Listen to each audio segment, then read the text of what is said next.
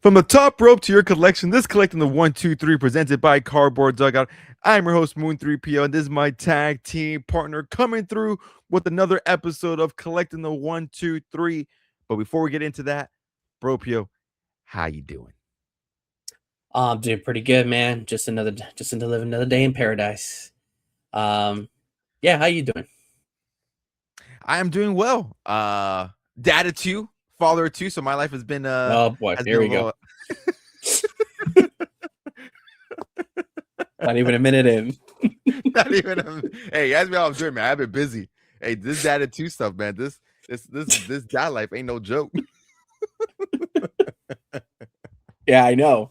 I know. I was about to say, I was gonna text you starting on Sunday. Like, man, dude, I don't know how you do it. Leaving the kiddos and leaving home at work. Like, man, like how do you do it for a 9 to 5 or leaving them for 9 hours? That's all you think about. Depending on who gets what time devoted to the day, who gets fed, feeding them both at the same time. I was like, man, it's tough out here for that two dads. Ain't the only dad on this body anymore. How it goes, man.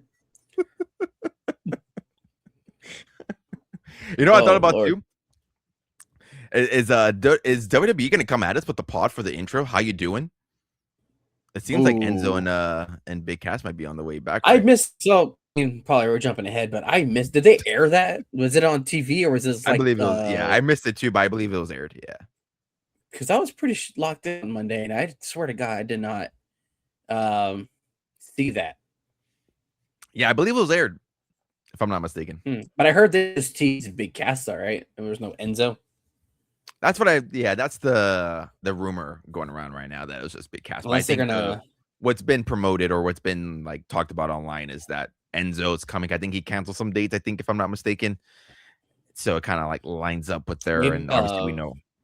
Maybe next week we'll get the little black, what do they call it? The black silhouette or line silhouette. Enzo, maybe. Yeah, silhouette. I don't know, whatever the word is. Maybe we'll get one of Enzo next week. It looks like they're debuting the day after SummerSlam. SummerSlam, right? August 3rd. First, yeah, August 3rd. Yeah, because August 1st, Saturday, vendor show. Yeah, August 3rd. So which makes sense. I'm glad that they're going to be back. Enzo and Cass are like one of the favorites of, I think, even for you too.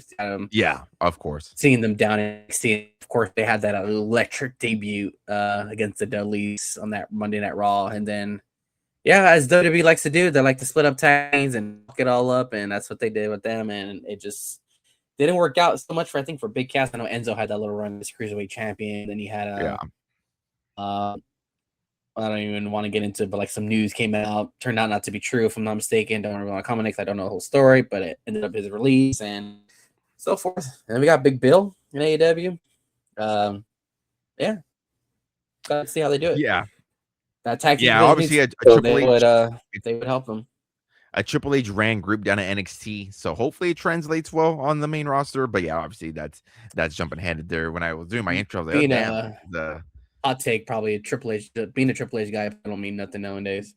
Yeah, that's a good taker. But yeah, I was doing my intro. I was like, wait a minute, is WWE gonna be coming after us soon? Am I gonna be getting a cease and desist letter pretty soon? How you doing? on the intro alone? But yeah, guys, this episode here a little bit jam packed, a little bit of a late put together episode. As obviously as you may heard, I am now dad of two, so we were gonna record yesterday, but was busy doing all that kind of good stuff there, so didn't want to record. Was just too busy doing some house stuff. But yeah, this episode here, we're going to be reacting to some things that happened last Monday and this past Monday Night Raw. Maybe throwing a little bit of SmackDown against SmackDown. We'll kind of just talk. Obviously, that's going to be kind of mixed in between all that. So we will talk about that this Saturday as well. It is officially Saturday night's main event.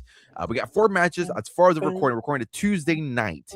We have 4 matches on the card, which I think is typically Saturday night's main event. Maybe there's one more added. I wouldn't know. I don't. 4 sounds about right, honestly. Yeah, I would say 4 sounds about right for this type of program. Oh, we do have the Roman Reigns and the Jalen Brunson segment, I think, is what's been announced as well.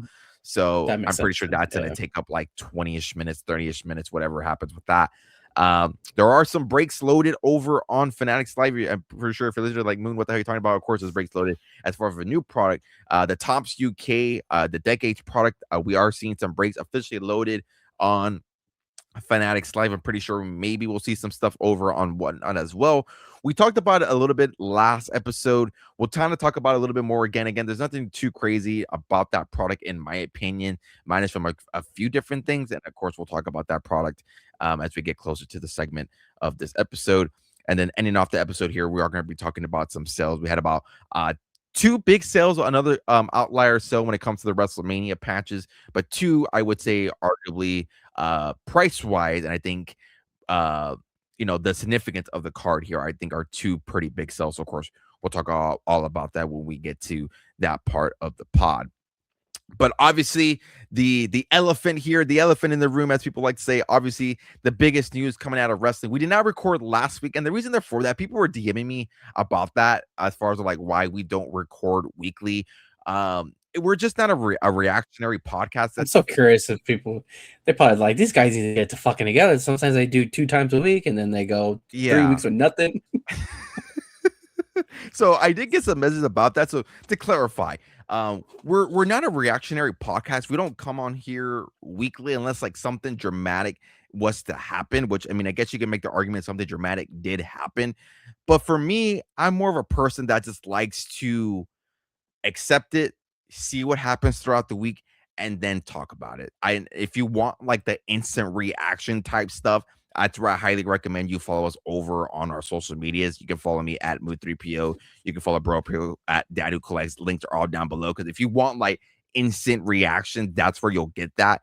For me, I'm more of a person. I'm like, okay, what did WWE give us? How is this going to play out within a week?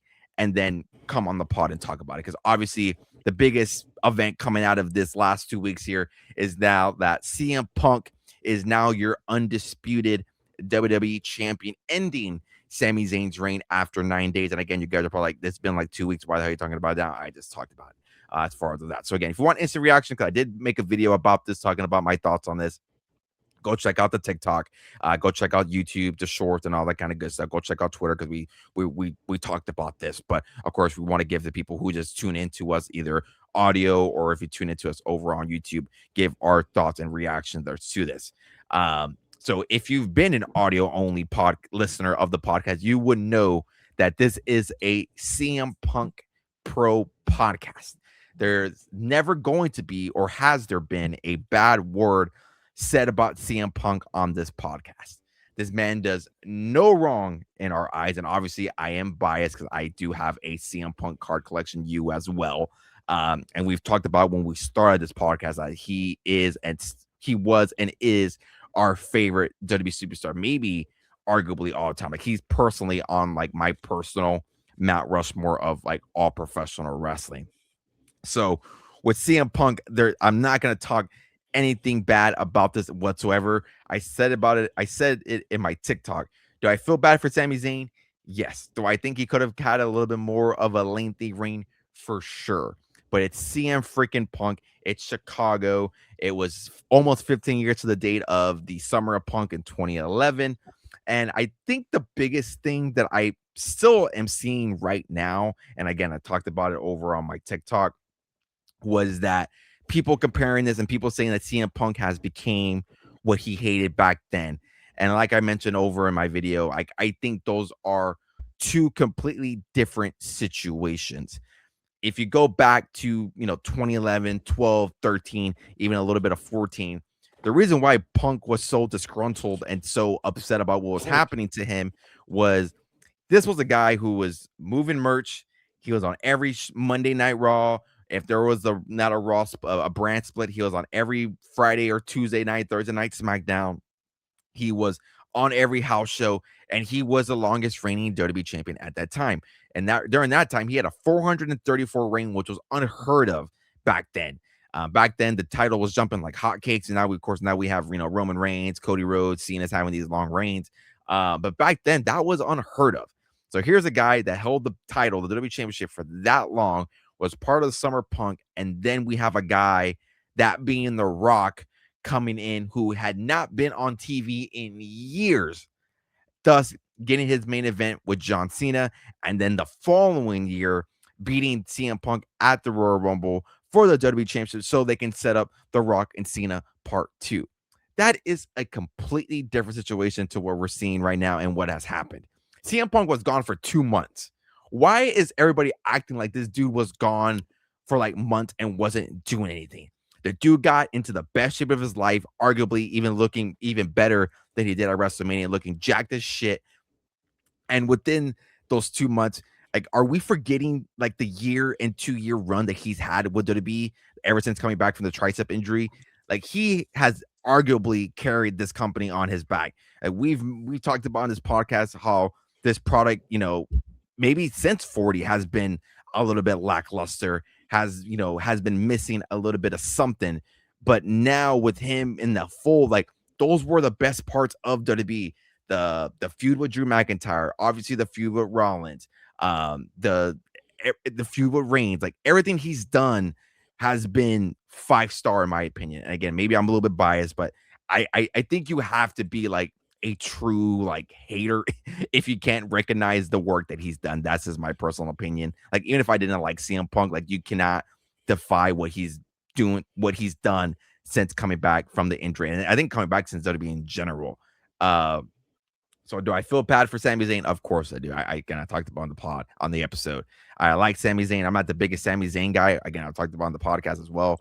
I appreciate all the work he's done. I'm glad he got his 9 days, I would say. I think it's fair to say that I maybe speaking along the line, maybe a little bit too hard. I don't think he will get another ring potentially. Who knows? What do I know?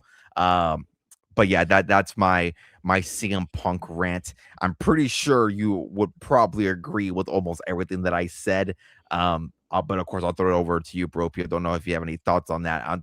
On just him alone. Of course, we didn't even talk about the Cody thing, but just him alone becoming champion, defeating Sami Zayn, and in the fashion that it all happened.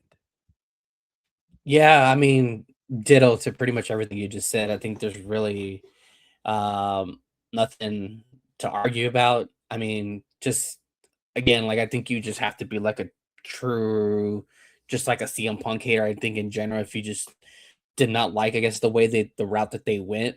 I think, like, I know, like, people were complaining, again, just echoing what you said, how people were complaining. This part-timer came in and took the title off somebody who's been there like every single day and blah blah blah. But I think people also just forget that, did y'all forget about that 4 or 5 month reign that Punk went on when he took the belt in December, which I'm pretty sure was not supposed to happen, and it obviously happened due to Seth Rollins' injury. And then he goes on this legendary, world heavyweight title run, and he was there every Monday, even when the days where Reigns wasn't there to build on their rivalry to WrestleMania. Punk was always there. I mean, we had a Monday night on our team, and he was there. That was the first time I had seen him in years. So, but yeah, I mean, I think people just quickly dismissed that, and then he was even out there. I mean, the next day after WrestleMania, and pretty much said like, "Hey, I'm not going anywhere. I'm gonna take a little break, maybe, but I'm not gonna go anywhere. I'm not gonna be part-time, none of that too." And I mean, he echoed that what he said, that how if there's a title shot just fall from the sky, like, he'll be right there to grab it, and that's essentially what happened. If this the route they were probably going to take, I don't know. Who knows if we'll ever know? Maybe this will be some unreal footage shown on this, because we obviously had that that insane Sammy crash out after the episode. Which, dude, that was wild. That was insane. I was laughing at the whole time. Do I think Sammy deserved a longer reign? Yeah, sure. But I mean, you can go back. This is something that's common for these types of wrestlers. I mean, you can go and like look at like Jeff Hardy had short reigns and stuff like that. Like, so there's always guys that are gonna have the title and then just drop it immediately. It's just, unfortunately, it's just how it is for some of these guys. But yeah, I mean, not mad about it. I'm ready for the summer of Punk 2.0. We're obviously on the road already. We're on the road to SummerSlam. We got this Punk and Cody match that's gonna coming up here like in 2-3 weeks. I mean, this has probably been brewing since, for God knows how long. I mean, see, Cody and Punk were, well, yeah, Punk and Cody were together, obviously together on the roster, back in the day, in the early wee hours of WWE, and then obviously they had a brief, I don't even want to say run-in, but passing maybe in AEW, that little mentions here and there, and then now we're here. I feel like they've been, like you said, they've been teasing at this since they've got here, and now we finally got it. So I'm curious to see how they're going to build on it, how they're going to tell the story. Because I mean, I think there's two guys who can tell the story. It's going to be Cody and Punk. So I have no doubt that they won't fail to give us a good story and fail to give us a good match. I'm pretty sure these guys are gonna bring it all out. So yeah, I'm excited, man. Yeah, no, I'm excited for the program between them two. Obviously, like we alluded, obviously CM Punk now becoming officially on the SmackDown roster. I will also note I do love like I feel like we've kind of gone away from this, like with the brand split. How like on Friday when CM Punk was talking about like, oh, like Nick Aldis was working with like NBC and then was working with Netflix to bring him over here. So I always do like the small little details that kind of dates back to a lot of like the older versions of Raw and SmackDown where it was Yeah, obviously like a GM thing. Now the Nick Aldis and Adam Pearce obviously have their run-ins from time to time, but it was a nice little touch, like knowing like, yeah, like these networks are fighting over me, and then they had to like work things out and things like that. So I always just love those nuances. And obviously coming from Punk, yeah, who's an old schooler and kind of really treats the business as like what it once was. You can make the argument that it isn't the same business that he kind of like came in through, or that we even watched when we were younger. So I do always love like those little nuances. I think is always so fun. So yeah, I'm very excited for their program. Curious to see if anything gets mentioned of AEW in their program. Obviously, they're not going to name drop AEW, but oh, yeah. like I don't think so. you started a program and you left it, and maybe because Cody wasn't even there when the whole Punk shit happened when he was there. So I don't know, but That's true. it's Yeah, I'm that is always true. it's going to be very interesting to see what comes out. 'Cause I don't think I obviously like they're friends and they all this kind of good stuff, but I think it's one of those things where it's like a respectable like thing where like, hey, you can say this, you can say that, and like it's not going to like affect anything because people have thrown some things at Punk when it comes to AEW. Seth Rollins mentioned it. Even if I don't know if you listened to Stephanie McMahon's podcast, like she mentioned it really briefly. So yeah, it's always interesting when they acknowledge his his little AEW run. But speaking of Seth Rollins here, we obviously did have, again, we're not a really like a reactionary episode of Raw, so we're not gonna talk about it, every segment that happened, but I think it's failed. It would not be a wrestling podcast if we didn't talk about the Seth Rollins and Roman Reigns little program that we had last night. Because again, like we talked about last episode, these are two guys who do not need like much of a push to go to like, hey, we got to accelerate this program. Like we're kind of like lacking on it. And I think last night was, again, we're recording this on Tuesday. You'll probably listen to this on Friday. Like last night was a very picture clear as far as of like the history that these two guys have, and the shots that are thrown at each other was freaking crazy. I don't know what it is, but like, man, like I love Seth Rollins. I've talked about it on here. Even last episode I said I think he's probably one of the more like underperformed, or like not underperformed, underappreciated superstars that we have right now. But man, some of the shit that Roman Reigns says sometimes, like it kind of goes back to be like a little bit true. Like the injuries that Seth has had, the money in the bank cash in, like, did he really need it? I mean, that obviously goes back to booking and the faking of the injury stuff. But man, sometimes the stuff that Roman Reigns says, it like sometimes he little brother him sometimes. I feel for Seth at points of this program, but because Reigns has always been treated as like that big brother type thing. But yeah, I don't know if you have any. I know you put out a Shield tweet last night, so I don't know if you have any thoughts here on the program that we got so far. But yeah, their program so far has been like everything that we thought it would be. Yeah, yeah. I put out the Shield tweet because they were showing like little like I guess history moments between the two, and obviously the first chapter was the Shield, and it was pretty cool to hear the music hit my TV speakers, and just transported me right back to that time, because that's kind of like the time when I was getting back into wrestling again, like really, really watching it. And I was, of course, like the Punk summer and and the Shield and stuff like that. So, yeah, just instantly just transported me there. I was like, it was funny enough, like that have that Hound of Justice shirt still, it's it's tucked away and stuff like that. But yeah, promo wise, yeah, sometimes I just feel bad for Seth. I mean, I feel like he The only thing I would say, he repeats a lot of the same stuff against Roman. It's like, oh, you're part time. You were handed everything like you were meant to be. You know, you're always meant to be you, and you know, you weren't really like you didn't love wrestling. Like I love wrestling. Like I wanted to do this. Like you're a football star. Blah blah blah, and that stuff. So I feel like he always says that same stuff. So to hear Roman come at Seth the way he did, I was like, oh damn, because I don't think anybody really said that to Seth, if I'm not mistaken, like calling him injury prone and stuff like that, saying he needed the bank. I think I'm mistaken when we did our Money in the Bank preview, or probably even review or post Money in the Bank, like from this last year. I think we talked about how Seth didn't need it, and it was just very confusing and stuff like that.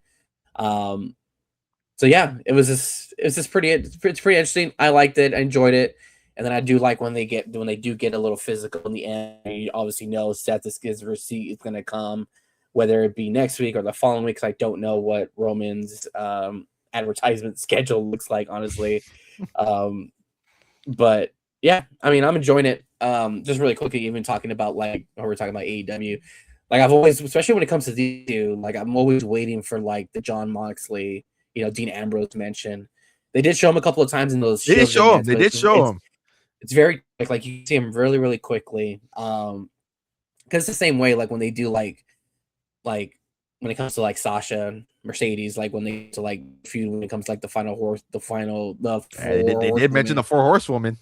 They did. Lyra did. Lyra did, yeah.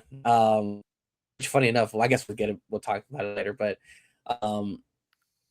like they whenever they do those videos, like they try their hardest to keep superstar out, and it's just so weird to I get to know. But I feel like you mentioned, like if Cody and CM Punk, I feel like have a little bit more leeway. I think in their case of Seth and Roman, I think they would also have a little bit more leeway when it comes to like mentioning John. Because I honestly I was like waiting for like a shot at Seth being like, hey, you're not even you're the third Shield member, like something like that. Like that's where you're like, you know, John's even ahead of you and stuff like that. Obviously, we didn't get it. Maybe we'll get it. I don't know, to determine. But yeah, I mean, I'm all for everything going on right now. Love it. Yeah, and as we mentioned here, some of those talents that are involved, I believe that is a perfect segue into what we have approaching here this Saturday. We have Saturday night's main event. A lot of the talent we just talked about here on Monday Night Raw are involved here on this card. So again, like we talked about, we have 4 official matches confirmed as of this recording. Again, there may be another one added, who knows? But we do have what's at least confirmed right now. We have the undisputed WWE Champion CM Punk and Cody Rhodes versus Gunther and Sami Zayn. Keeping with the tag team action, we got the women's tag team, Paige and Brie Bella versus Lainey Reed and Fallon Henley. And then we got a no DQ match, Danhausen versus JD McDonough. And then we got Bailey versus Lyra Valkyria. And then I believe a Roman Reigns and Jalen Brunson segment has been promoted, if I'm not mistaken, just because they are in Madison Square Garden. And there's like the Fanatics Fest going on, so like, man, New York is bumping this week with the True King of New York, Danhausen, returning. So, yeah, 4 matches on the card itself. I've been seeing some people talking about this being the worst Saturday main event. Me talking about it right now, I don't see how it could be the worst. I think it's probably, I would say maybe one of the better ones. Like the fact that we have Punk on there, Cody. We have Fatal Influence. We're gonna have a little bit of fun action with Danhausen. We got Bailey and Lyra. I honestly, I think that would maybe people expect. I think too much from their nice main events. They're not PLEs. I think regardless of how even, I don't even know if WWE labels them as PLEs, but they're not. To me, they're like a TV special. That's what they were back in the day. It was just like an extra TV show with the weekly wrestling. It's like a Monday Night Raw, SmackDown kind of thing. Yeah, I think that's the problem. Like, I think people expect like top-notch stuff, and you're just not going to get it from that. So, yeah, I don't know. I think that's probably the problem. Yeah, I agree. Yeah, I agree. Like, they're talking about all these matches, like it looks like a fun card. Like, there's not one bad match. This looks like a fun card. Gonna try to watch it. Do have an event that I will be out of town. And maybe I'll talk about that towards the end of the pod. But yeah, it's gonna be very interesting here.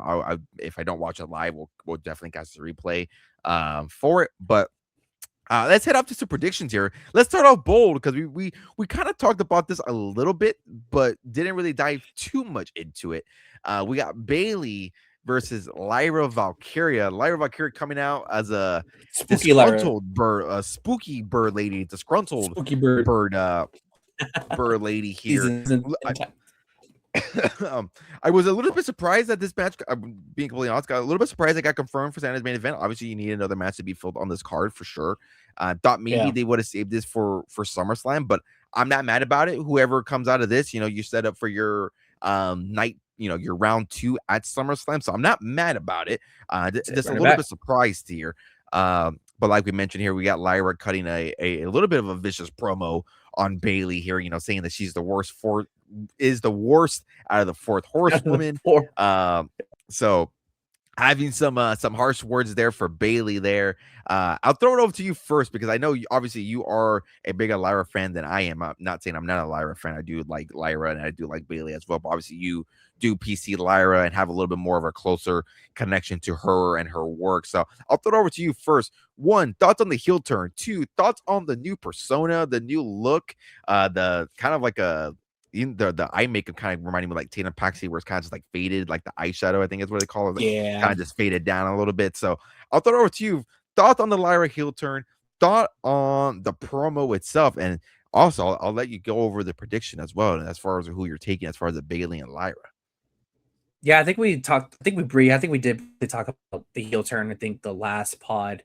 But yeah, I'm all for it. I think it's like a fresh reboot of the character. Like I said, I think I talked about how she kind of was like the pin eater for the baby faces, and so hopefully this will kind of turn it around in a sense where she now can start getting some more dubs on the end, because there was always those rumors on the internet that she was poised for a push. And of course, people on the internet, like, they, as soon as you see that, they expect the stuff right away, and that's just not how it works, So I'm all for it. I think it's one of those things where it's because you just gotta wait and see how they project it. But so far it seems pretty interesting. I do like spooky. She kind of looks like she hasn't slept, kind of like when Paul Heyman got beat up that last time and he looked like shit.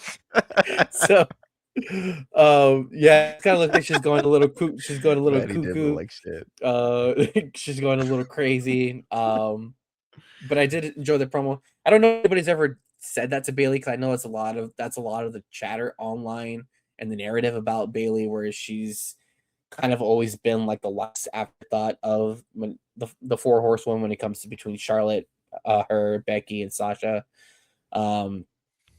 So for it to be said like that, I don't know if it has before. Basically also calling Bailey a doormat to everybody was pretty wild. But yeah, I'm all for it. I was also surprised that it got put on the card.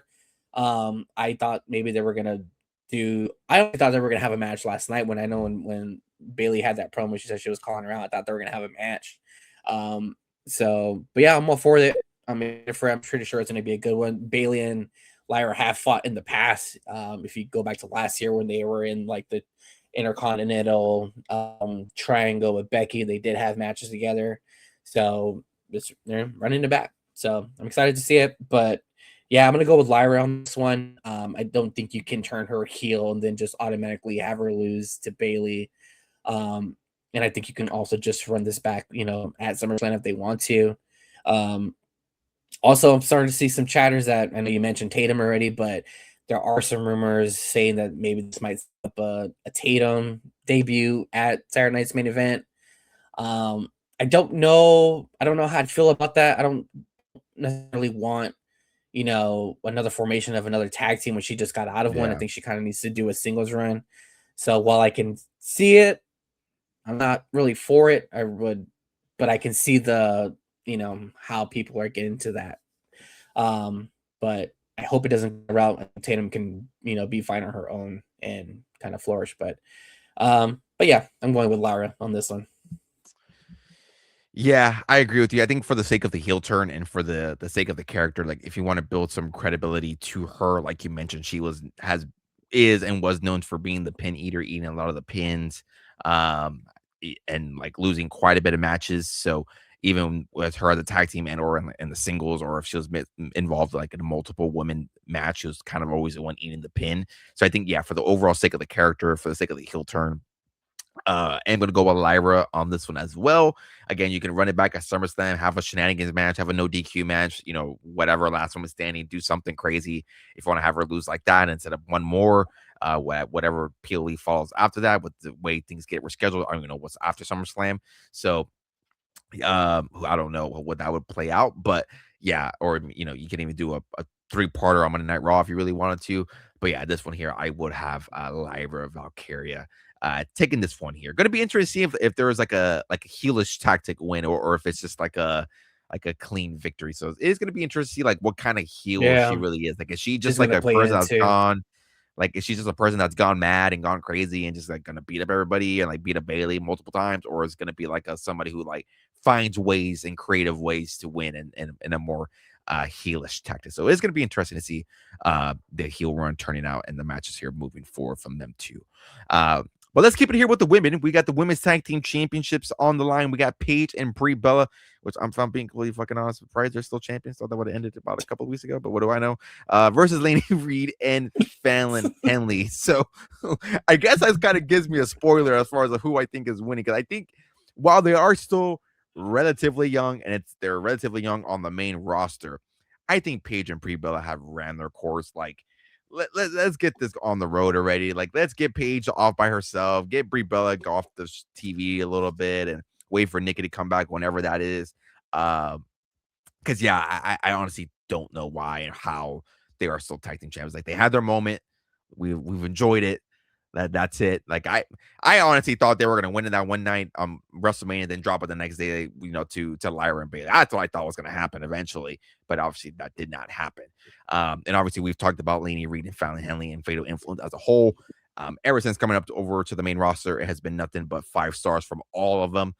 No bad matches involved. They've transitioned well. They've glued obviously together well since NXT. There hasn't been like any bad segment or any like bad match I could think about since being transitioned over to the main roster. And I think them being crowned new tag team champions is like more of like a tip of the cap to the work they're doing, because I think they are like legitimately like true heels. Like, people boo the shit out of them, and like it's true like heel work. It's not boos because you suck. It's boos because like people just generally do not like them, which is very impressive to do in this day and age of wrestling. But yeah, this one here, fingers crossed. I hope it's Lainey Reed and Fallon Henley becoming your new tag team champions. And hey, maybe this sets up Fatal Influence running all the gold at SummerSlam. Who the hell knows? Maybe that does come eventually, because we do know Rhea's on the shelf. We do know, I think it's been confirmed by her that she has a little bit of a small torn meniscus, from what I've heard. Usually the meniscus, from what I've heard, like, you can kind of always work around that. Seth Rollins has kind of always done that. So who knows? But she hasn't been on TV for a while. So I think they need to do something. So maybe they give them hey, here you go, sink or swim. Let's see what you can do. But yeah, this one here I think is a perfect setup for Lainey Reed and Fallon Henley to become your new women tag team champions. Yeah, that's the only right option here. I think it's time to take these titles off Paige and Brie Bella, which, in my opinion, should have never had the belts to begin with. I hate on them or anything like that, but it's just, yeah, I don't hate Paige. People are gonna be like, man, do you hate Paige? I don't hate Paige. I like Paige, and I've been a pro Bella on this pod. Not very pro. I'm like when they need to have a match, like if whoever they're working with, like they can put a fine match. It's not a great match, but it's they've had their moments of bad. Don't get me wrong, but there's some good in some of their work. Yeah, I will always echo that, especially when Nikki came back. Like, I feel like it was always meant that Nikki and Brie were supposed to be tag team champions. And I feel like it should have stayed that way.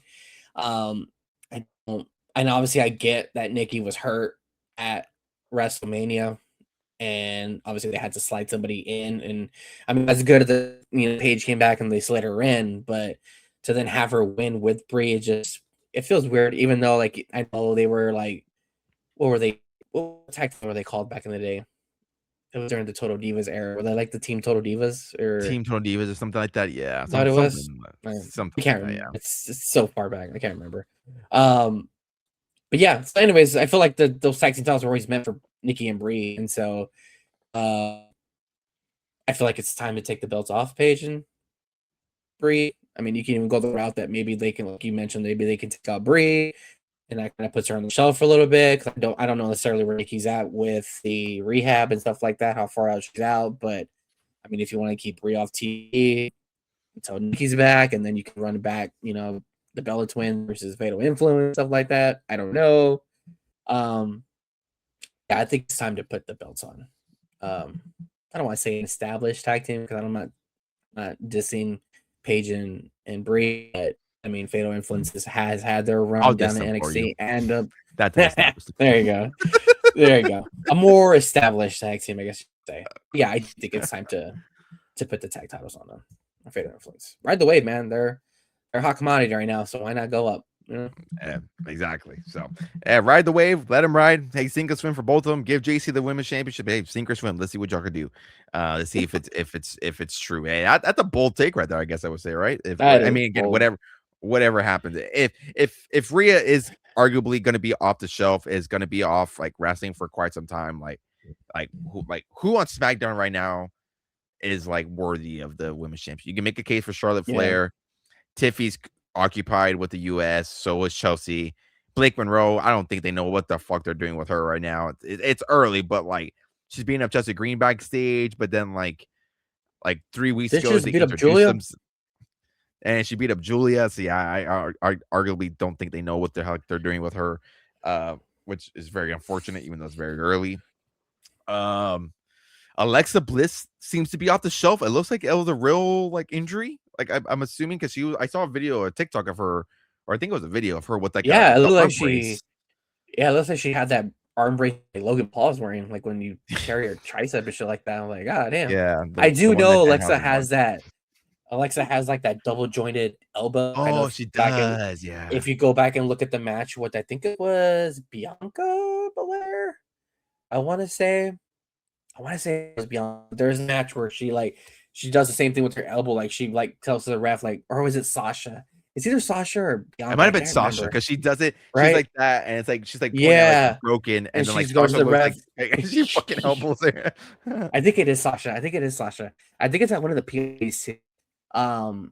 But yeah, so that's when I knew they were going that route. I was like, oh, they're probably gonna pull the double jointed elbow spot, and they did. So, but yeah, then I saw that video of her in an arm brace, and then she was in that arm sling. So I was like, oh shit! I was like, maybe there's something else going on that we don't know, or unless she's keeping favorable, who knows? Yeah. But yeah, I would think it looks like she's off the shelf for a while. Maybe I think she needs a recharge. That girl's been everywhere. I know she has a daughter, so maybe she needs some time home. I don't know. Felt that.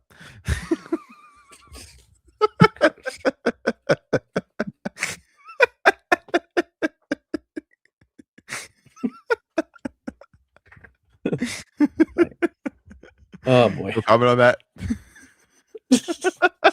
You're like, I can relate to that, brother. I can relate to that, brother. Oh man. Yeah.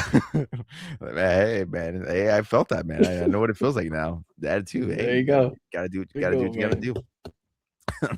But keeping it on here. Mention of Logan Paul, someone who wants to steal Logan Paul's robotic arm. Don't know if you watched Logan Paul's vlogs, but Danhausen has been trying to steal Logan Paul's arm and wants $10,000. First it was $4,000 and it has now transitioned to $10,000. Dude, that video had me dying. It was like, that's Mr. Beast. That's Mr. Beast. But Danhausen is on this card, the King of New York, as people like to say these days.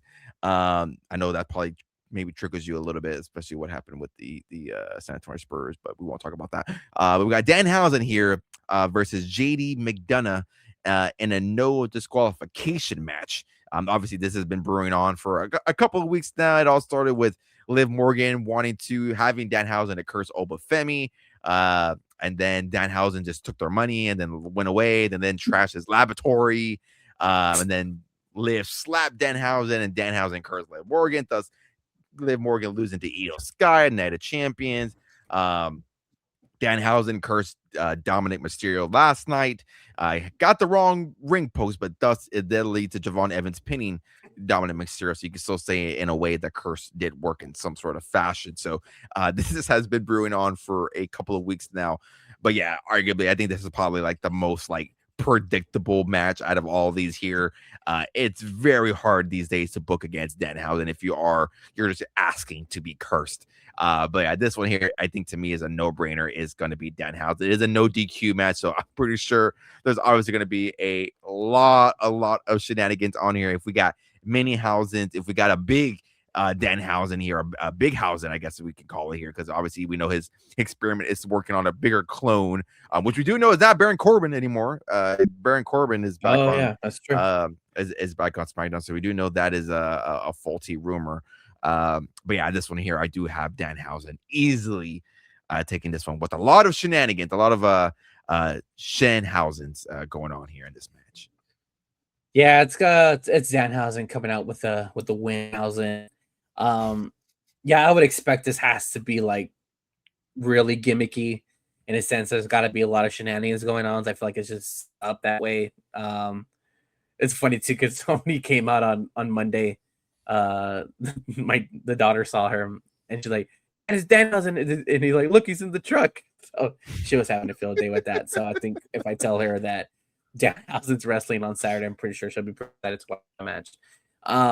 But yeah, I mean, you got to go with Danhausen on this one. I don't know like what the judgment. I think this honestly will probably just help trickle down to the eventual split of the Judgment Day, which looks like has been impending for like months and months now. So I think a loss here will definitely feel that. So, but really quickly, just on Danhausen, if you like a couple of years ago, what if I would have told you that CM Punk, Danhausen, and Cody Rhodes were all in a ring together, the WWE ring together? Would you have said I'm crazy? Oh man, that was not on my bingo card. Funny enough, you bring that up at during the house tour when they were like all like celebrating the ring. Ash said, Mrs. Moon said here that's her holy trilogy or her holy trinity, her Mount Rushmore.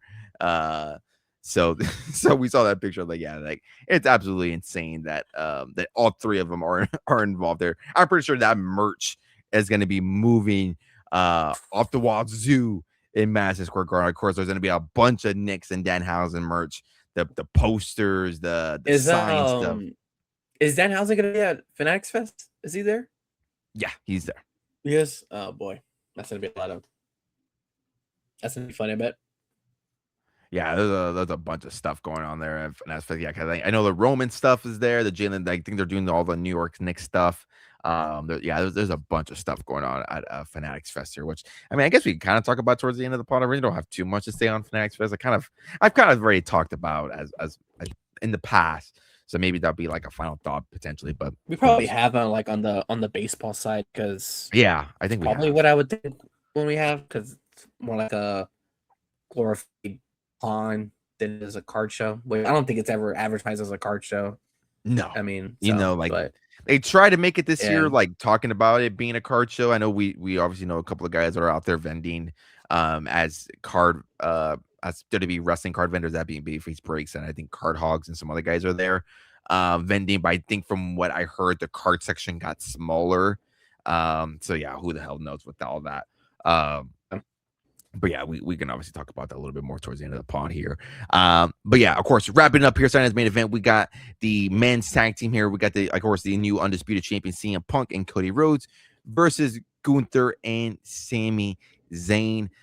This one here, I wouldn't want to say too predictable, but I think it's kind of hard to have your new undisputed champion and your top babyface, your QB1, quote unquote, Cody Rhodes, losing this match here. Obviously Gunther and Sami Zayn, you're not very traditional heels, and obviously them two still having their bad blood as far as what happened a couple of years ago.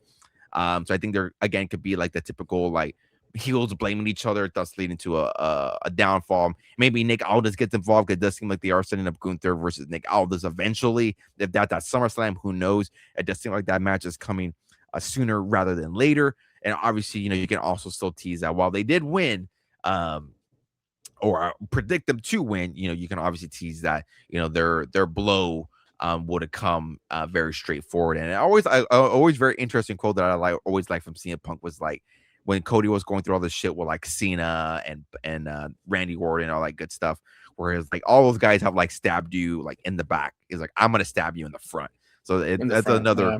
That's always something to always keep an eye out here when it comes to good old Punker. And if you want to obviously establish a heel and a face, if you want to go that route, that's definitely the way you can do that. But so it's going to be very interesting, even though I would think, again, another one of those predictable matches and outcomes is going to be very interesting to see how it all plays out as far as how we get there. So yeah, this one here, I would have CM Punk and Cody Rhodes coming out victorious. Yeah, I totally forgot about the whole Dick Aldis thing that happened on this past Friday. Finally enough, I did finally watch a SmackDown because, funny enough, I wanted to see Punk. There you go. Punk fits on SmackDown, got to see it. But for this one, I'm kind of just like, well, I think a loss for Punk and Cody can kind of start I don't want to say like the maybe the tension between the two. Like, oh, you got pinned for this, you got pinned for that, or hey, it's your fault, no, it's your fault, blah blah blah. Because if I take away the Nick Aldis wild card regarding Gunther, like I think a loss for Gunther and City leaves them probably more question marks than they already have because we have no idea where they're going with Gunther. I mean, Gunther was going to retire Brock at SummerSlam, and obviously that's not happening. Mm-hmm. So with that being question marks around that and Sammy, I think a loss would probably maybe cause a little bit more question marks, especially at SummerSlam's 2-3 weeks away, unless they're just going to be completely left off the card. I think a win for Gunther and Sammy might be a little bit interesting, so I'm going to go with them, and I think a loss for Cody and Punk might up the bickering, as we like to call it. And so for that reason, I'm going with I'm going Gunther and Sammy as my wild card pick. Let's do it. That's interesting. Name. You might have even sold me on that one. The way you spoke it and the way you twisted it. Like, oh damn, like he's got a value. He has a good point there. Yeah, I think that is a very interesting way you can get there for sure. Kind of to start up the disgruntledness between both of them there. So yeah, it's obviously going to be very interesting to see how it all plays out. I'm about to say we're all on cue until that last one there, so that's going to be the drawing factor between our normal prediction pod here. But yeah, again, that is Saturday's main event. Again, it's shaping up to be a very fun card. I'm definitely going to enjoy it. Hopefully, I can watch it live. Again, if not, we'll definitely be catching the replay that same night. So, yeah, again, very excited for it. If you guys are excited for Saturday's main event, of course, feel free to message us over on our social medias or some of the comments down below or wherever you're listening, if that's on YouTube, Apple, or Spotify. Who you guys got winning here out of these 4 matches. But like I mentioned throughout the beginning of the episode here, the Tops UK break. What's the product called? Do you have it up in front of you? I was trying to log into my freaking It's called Tops Decades 1990s. Tops Decade 1990. So, if you guys are not aware, box says, yeah. How many? That's what the box says. It says top WWE Tops Decade 1990s. I think that sounds about right. Yeah, I believe that is what it's called there. But yeah, if you guys are not aware, there is an exclusive. It's exclusive only, or supposed to be only exclusive to the UK. Obviously, people had their ways of getting some boxes. If you're, were able to get like a currency exchange or things like that. Breaks already loaded. Again, if you're listening, obviously this is speaking in past tense because breaks have officially been loaded. I did talk about it last episode, which again I think is very important why you listen to these episodes. I did give out the hint that there were going to be some breaks loaded. You had to keep an eye out there. So there are some breaks already being loaded over on Fanatics Live. Again, I'm not going to talk about too much about the product because again, we did that last episode. Last episode said I wasn't really going to talk about it, but I ended up talking about it. So yeah, again, not going to take a deeper dive into it. However, I do have a take with this product, and which is why I brought it up here and had it on the manifesto here. Is that while it does seem like a fun product, and while I do think it's very fun if you grew up in that era and like that era of wrestling, but like even if this was a US based product, like I don't think these breaks in this product would sell fast if that makes any sense. Like if you look at the checklist of these superstars, like obviously there are all like 90s and attitude based wrestlers. So like obviously there are still some big names in this set. There's Stone Cold, there's Hulk Hogan's even in here, even though he wasn't a part of WWE in the Attitude Era. Hulk Hogan is in there. And same thing with like Roddy Piper. Like Roddy Piper even has autos, even though he wasn't really part of the Attitude Era at this time. He was over already at WCW. There's Bret Hart, there's Diesel, there's Triple H, there's The Undertaker, there's Stone Cold, The Rock. Like there are some still big names, which I would expect those names to go pretty fast. But like if we look at the rest of the checklist, like it's guys like I don't want to say like don't care about, but it's guys I wouldn't be buying break spots for. It's Yeah, just it's one a of those hard things selling where point it's for a some hard wrestlers. selling point. Like I just don't think Yeah. that like buying a break into this is like going to do like anything for like it, obviously like we've talked about like on this podcast like we sometimes like to buy into breaks as far as like superstars who are undervalued and like can potentially down the line can do something like there's really realistically nothing these superstars can do that's going to increase or grow their value minus for some of the bigger established names. So I think it's a really hard selling point. Again, I think it could be like a hot product right at the start. People are just gonna FOMO, like, oh, I want to get in on this and buy whatever. So maybe that's a thing. But I think in my opinion, like this is just a product that like I would be staying away from just because minus from the big names, like there really isn't a big chase on this. Don't know if you have any thoughts on that, but like because like, I know you're a Roddy Piper guy, and Roddy Piper does have autos who unfortunately is no longer with us, but like his spot is $95. Like, are you risking and want to put $95 into a spot there where potentially the autograph pool may be a little bit tough, but that's just my opinion on it. This is a product that I just again won't be buying into. There's really realistically not a spot that I will be buying. Maybe if there's a cool like Shawn Michaels single that I can have for the showcase for like as a vendor, or if I ever go back on whatnot, maybe for that. But other than that, this is a little bit of a product where I'm just like, not my cup of tea. Yeah, I think also too, I think maybe when we previewed it last time, I think we kind of mislabeled it as like an Attitude Era product because there are wrestlers that are in this checklist that are not in the Attitude Era. Like there's like Jesse the Body Ventura, Tito Yeah, Santana, Tugboat, the Shockmaster, which Shockmaster was WCW. So stuff like that. So I think it's just built on the 90s.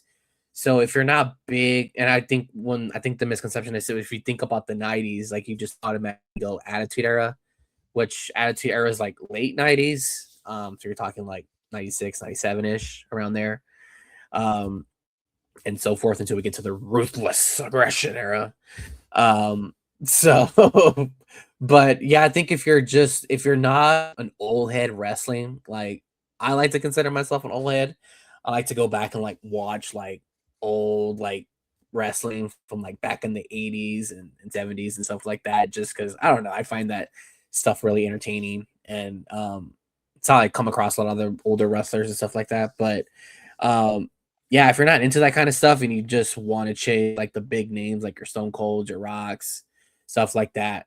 Once you, I mean, if those are your spots and you grab them, like there's really nothing else you can kind of go for. Like I'm looking at right now, like at a break, we still got like Teddy Long's on here, which I love Teddy Long, but I mean, he may not be the most desirable person you want.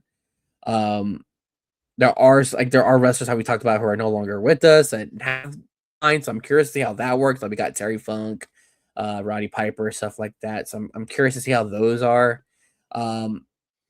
Series for some reason in here. Wasn't in WWE in the 90s. No, he's in WCW, but I mean, so that's a little interesting. But we got like Nikolai Volkov. Like who wants to buy a Nikolai Volkov spot? No disrespect to him. He was a good I guy. don't mean all the disrespect. We're probably Um, looking the same break. Who the fuck is Harvey Wimpleman? Who the fuck is that?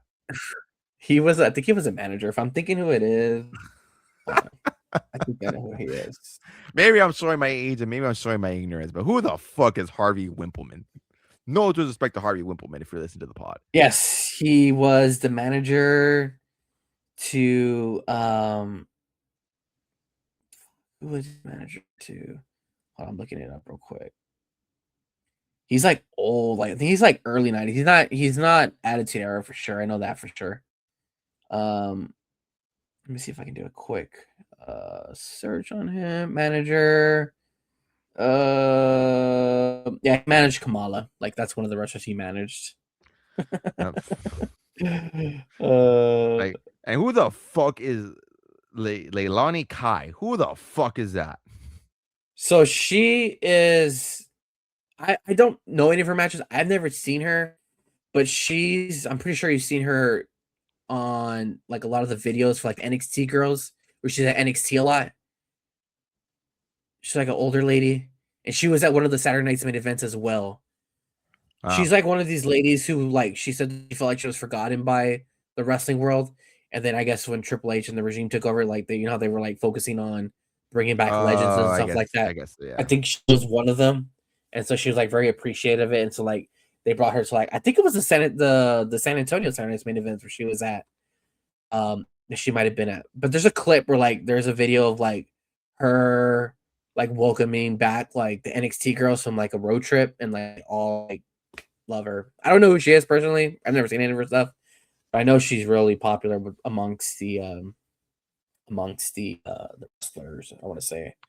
Yeah, again, Um, showing my ignorance there, but yeah, I was like, I look at that, but I'm yeah, like, who? I might just get a little crazy and just buy some Mr. Fuji cards. I'll buy that spot. there you go. Let me some Mr. Fuji.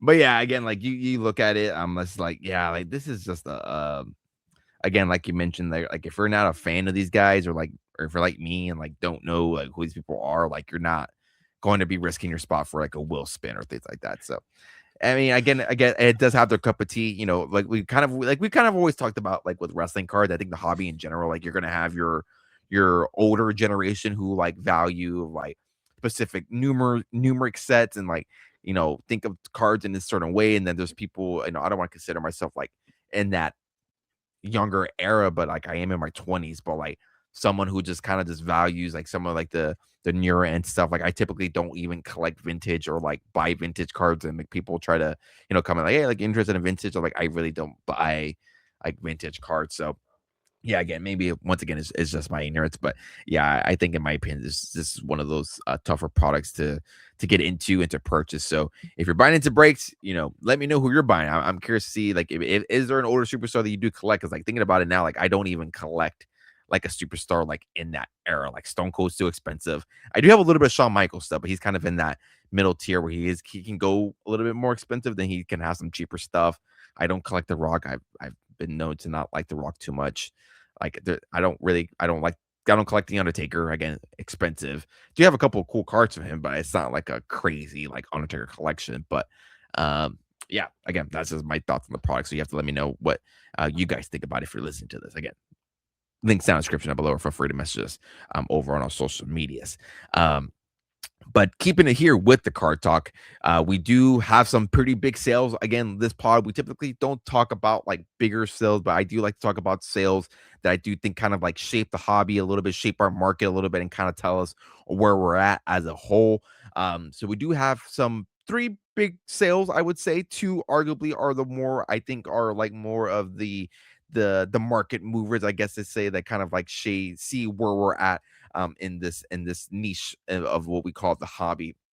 So obviously that bigger card here coming out of 2025 Topps Chrome, we have a dual super of The Rock and Stone Cold, selling for over $82,000, being the second highest recorded sale, not just behind, but behind The Rock's One of One Black Prism, which that did officially sell for over $126,000. This super duel did sell over on Golden, so it's important to note that as well. Then making a little bit of a transition here to some relics here. We got some WrestleMania patch talk. We got Bianca Belair, her official patch here has officially sold. It did sell for $29,500. It was on eBay for best offer, so congrats to that. And then we have Damian Priest, who sold for $7,800, and that sold over on Fanatics Collect via auction. So yeah, the way we wrote it on here on this manifesto is that we're kind of group them all here and kind of talk about, which, obviously I think the two bigger ones obviously are Bianca Belair and The Rock and Stone Cold. I didn't make a video about The Rock and Stone Cold. I want to save it here for the pod. I did talk about Bianca Belair's sell over again on TikTok. So again, if you look for instant reactions, again, I highly advocate you go follow us over there on those platforms, because we do talk about that, instantly, and it's a little bit easier to do it instantly than coming on a pod and edit it to upload it. But yeah, like I mentioned with Bianca Belair, I think it's a great sell. Congrats to the buyer, congrats to the seller. It does top Tiffany Stratton's sell, which that sold for a little bit over 22,000. If you were to ask me when we were doing our predictions of these patches, and like if we were to go by one as far as like who we thought would be selling the highest, after like Cena's, Punks, and all that kind of good stuff, I would have had Tiffy over Bianca. If I'm being completely honest, I think Tiffy, I think, would have sold for what we saw Bianca. And I think there's a good case where I think you can make an argument where maybe the two should have been flipped. But again, what am I to say that? Again, I'm just one person, and then, again, like I've always talked about on this podcast and like I talk about on my platforms, that someone's really it's going to pay what they value the card, and the seller agreed to that price, and that's what it is. So yeah, I think it's a great buy for the buyer. I think, like we talked about, Bianca, main event star, has main evented WrestleMania, multiple time women champion. She's big outside of wrestling as well. She's a well-known name if you're not, familiar with wrestling. I think so. I think a normal person or someone who's in like, social media or pop culture, I think would probably maybe know who Bianca Belair is. So yeah, I think overall it's a great sell. So again, congrats to the buyer, congrats to the seller. The seller obviously took advantage of the Tiffany Stratton sell, so I tip my cap out to that. The Rock and Stone Cold, if you were to ask me, I think it should top the Rock's 101 Black Prism from 2022. I understand it's 2022 Panini Prism, but I think there could have been a really strong argument for that topping that Rock 101. But yeah, again, another great sell. Again, we don't see these type of numbers hitting the wrestling card market, so it is nice to see that people are starting to recognize, and obviously these are two of the biggest names in wrestling. Say what you want about The Rock, say what you want about Stone Cold, but these are the two biggest names. Like, even if you're not a wrestling fan, you know who The Rock and Stone Cold is. Like, it's hard to Yep. not know who those two are. So the fact that those two are on card autograph, the render images of them are like their silhouettes of them in the Attitude Era.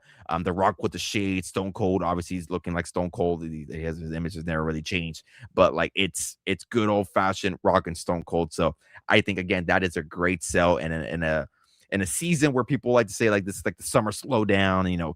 Cards are not really moving. People saving their money for bigger events like the National or Fanatics Fest, if you want to throw that in there. It's great to see a sell like that.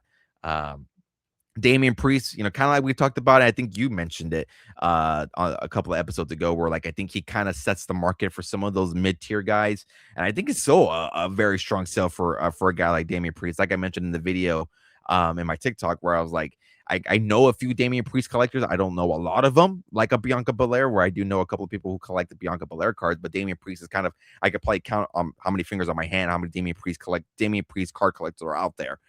So there's not a lot of them out there. So I think it kind of just shows you, like, if there's so many people invested in that superstar, like obviously that number is going to go higher.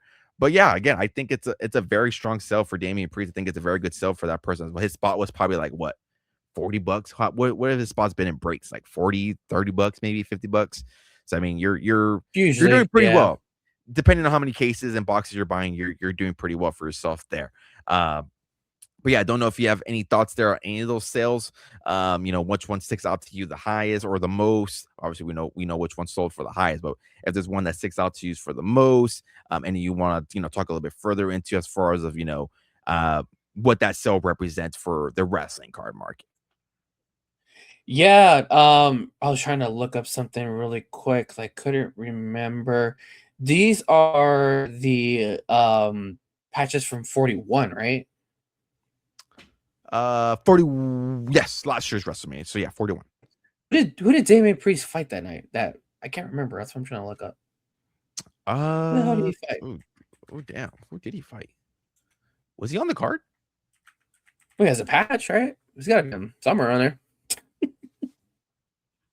Oh, I know. So I wasn't like everybody like wearing them. Like if you're like involved, like no matter what, like on the. Well, no, like carrying cross at his, right? Is that the whole Yeah. dilemma? What did he do then? Was the Judgment Day part of this?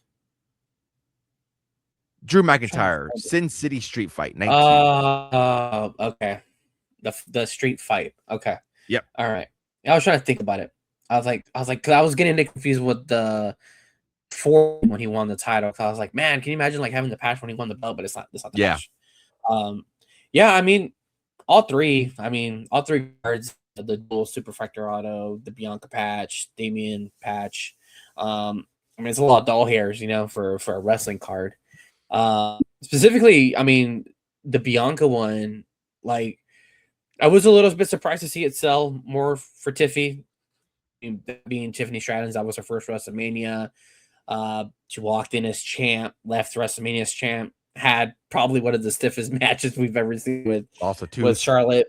Lost, and had the match with Charlotte Flair and stuff like that. So, to that to sell a little bit over Bianca, which Bianca, that's, if I'm not mistaken, was the triple threat match with her and Rhea and Io. So, which obviously, I mean, off the top of my head, it's probably like one of the top women's matches of not just WrestleMania, probably even like all time. Like it's up there. It's a really good match. Agree.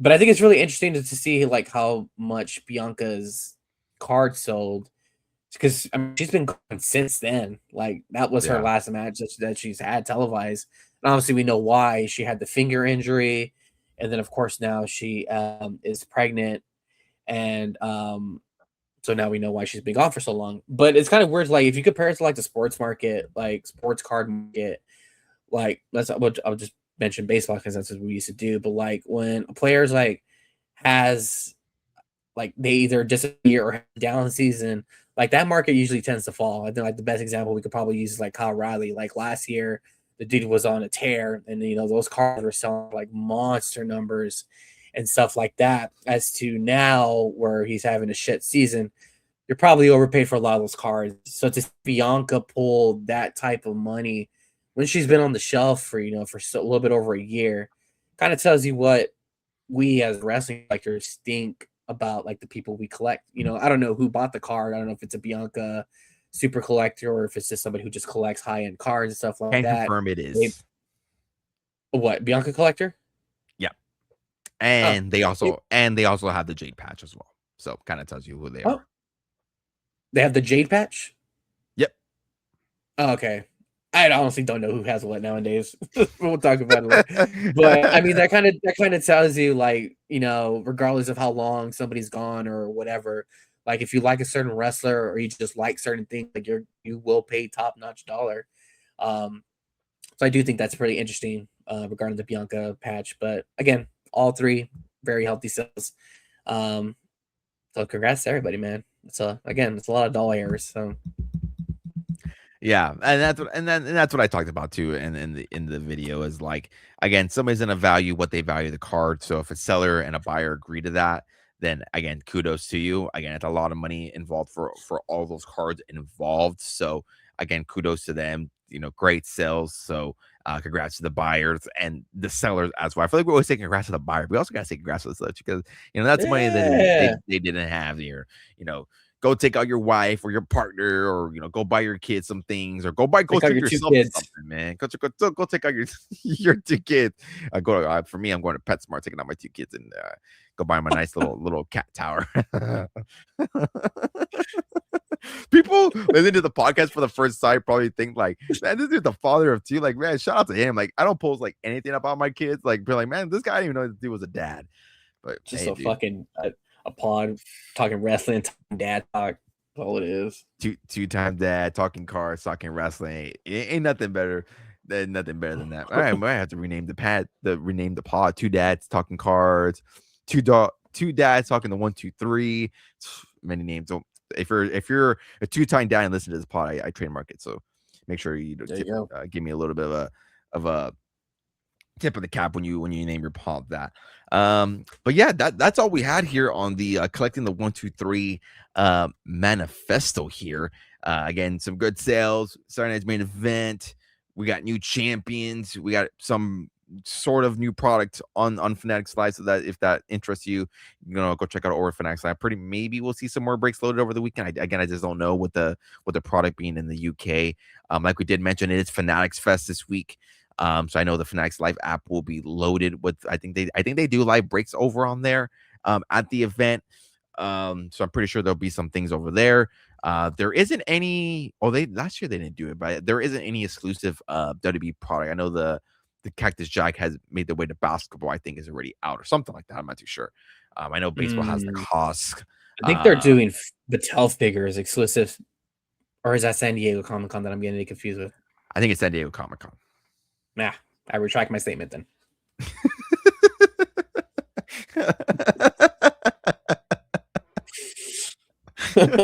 Retracted. I knew it was one of those. I knew it was one of them damn big conventions. Yeah, I believe it is San Diego Comic-Con. But yeah, that is what we had here for the pod. But of course, before I officially wrap everything up here on my end, Bro Pio, any final thoughts here for the good old listeners of collecting the 1, 2, 3? Yeah, I just got a little snippet. I think we talked about this last time too when we were talking about the Attitude Era set or the '90s set. We talked about doing a this day in history for today. So I did some digging and I found something. Obviously, when you hear this, it will not be the date, but as of this recording, on July 14th in 1997, take a guess who debuted on Raw. Just take a wild guess. July 14th, 1997. 1997. I want to say the Gobbledygooker, but that was the Virus series. July 14, 1997. Household name? Yeah. Another. It's a persona. Persona. Yeah.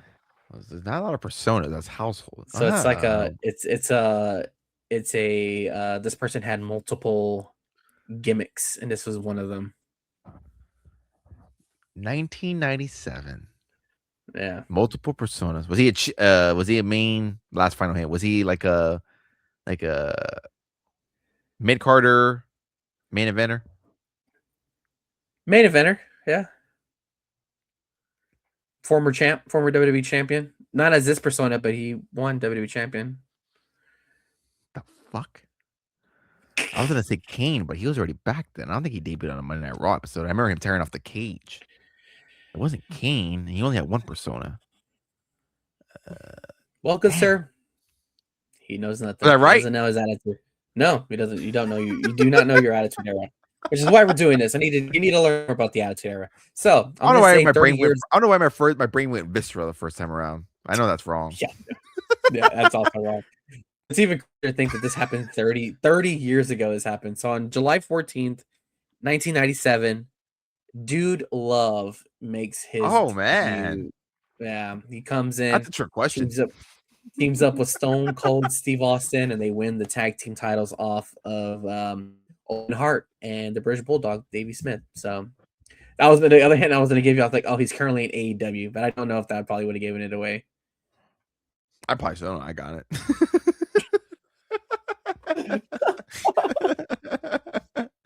Oh man, that's a good one. Happy 30th anniversary to Dude Love. Come on. Shout him out. Shout out Dude Love. Shout him out. Oh, mercy. I'm a little disappointed. I do like Dude Love. That's one of my favorite Faces of Foley personas. Mine is from Cactus Jack. Oh yeah.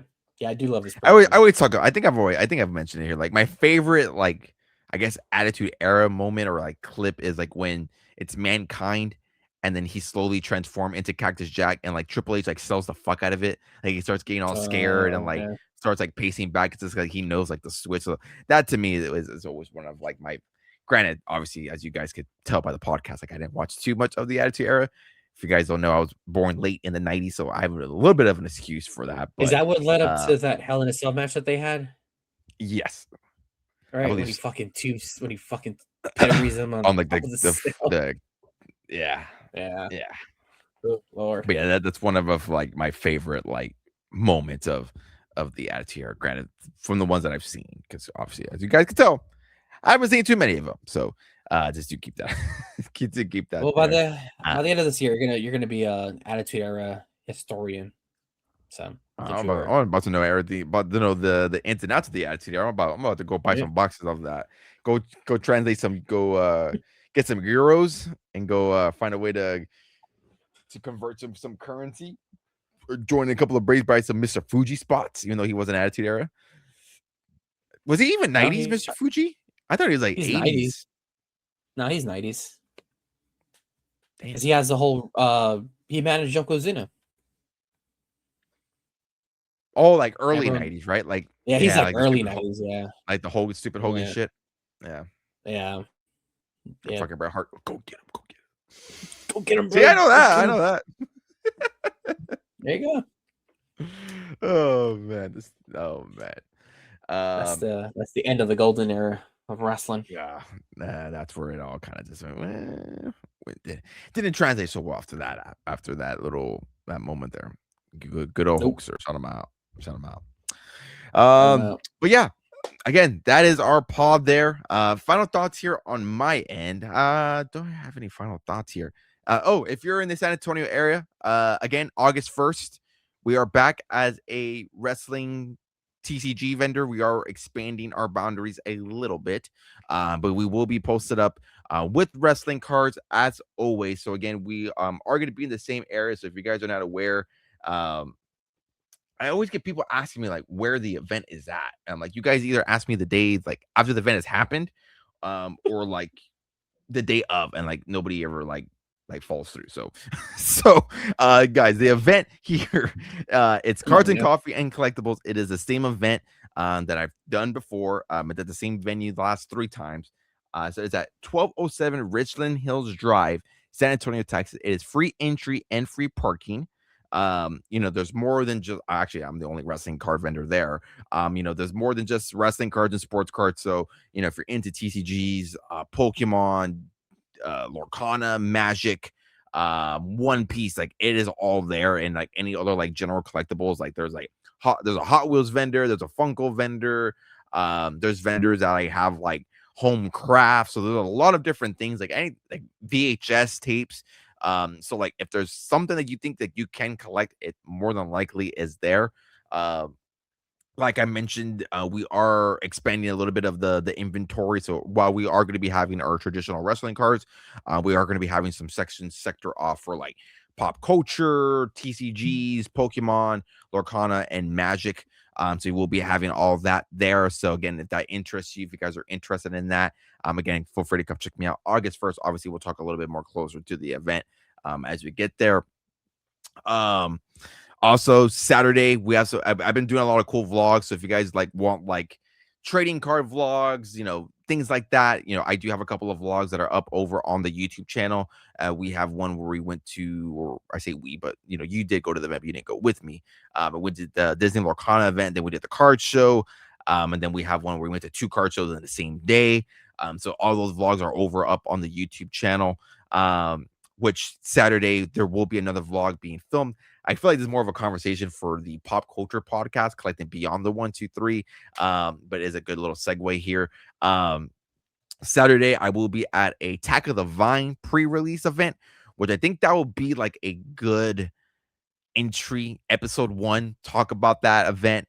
Talk about some other, TCGs that we've kind of exploring. The Pokemon 30th anniversary shit has been blowing up right now. There's a bunch of crap going on with all of that. I know you're probably a little bit more tuned in than I am. Actually, been a little bit more tuned in. Nope. Keeping an eye on it. So we can obviously talk about that.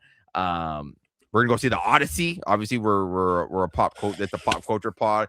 You're act like you're rich. You're coming with me on my AMC membership. So obviously we're gonna recap the Odyssey.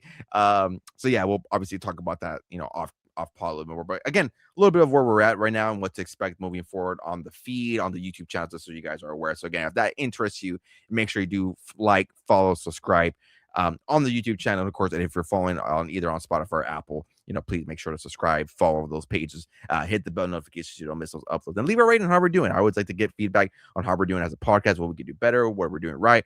I'm always looking for that open criticism. So please let me know how we're doing here.